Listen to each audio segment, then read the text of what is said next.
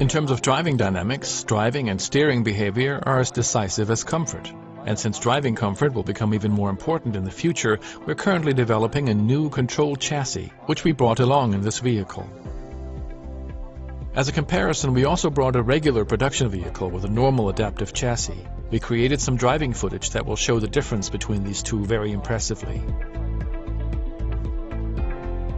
For the sake of completeness, we were also able to demonstrate a conventional chassis with this vehicle here. The difference is obvious. The new chassis glides across the bumps. There is no pitching, and the car is very composed. The current production chassis looks a lot more nervous when it comes to pitching and rolling, and the new chassis is able to make the car a lot calmer. This makes the ride a lot more comfortable for the passengers. The differences are even more pronounced compared to the conventional chassis, which is the most unsettled of the three. The latest chassis is the calmest and the best one and performs on a completely different level.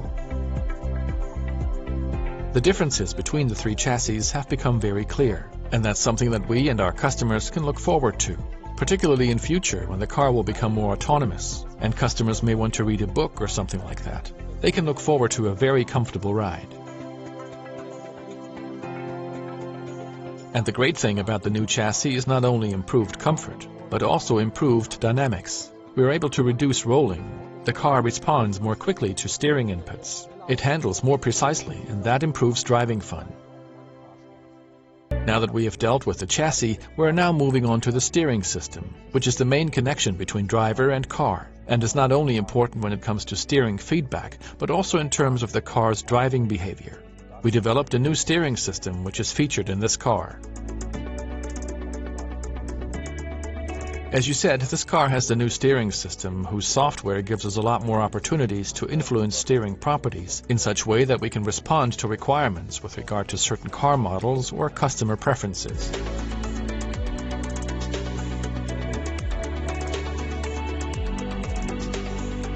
You picked a particular setting for the steering system. Which one did you choose? It's the standard setting. It should feel completely normal. Yes, the car responds very well and feels precise. Even greater inputs feel quite linear. It's just like you expect from a production vehicle. It's a very good basis for the new steering system.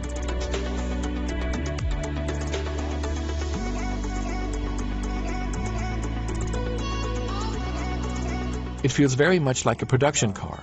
What other choices do we have? Well, you could select a different driving profile, like Sport, for example. That's a very direct and sporty mode.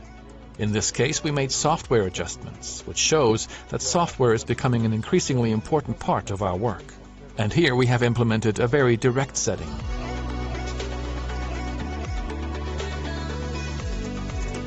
Okay, let's give it a try. Oh yes, I could feel that immediately. It almost feels like a go-kart.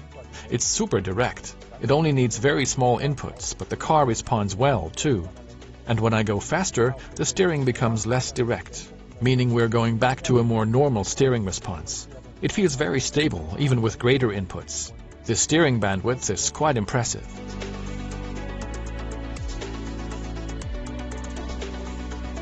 Yes, and the software gives us the opportunity to respond to all kinds of platforms and models in our portfolio.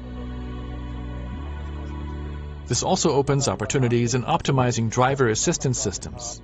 A lane assist or travel assist system can benefit quite a bit from the steering system in terms of haptics.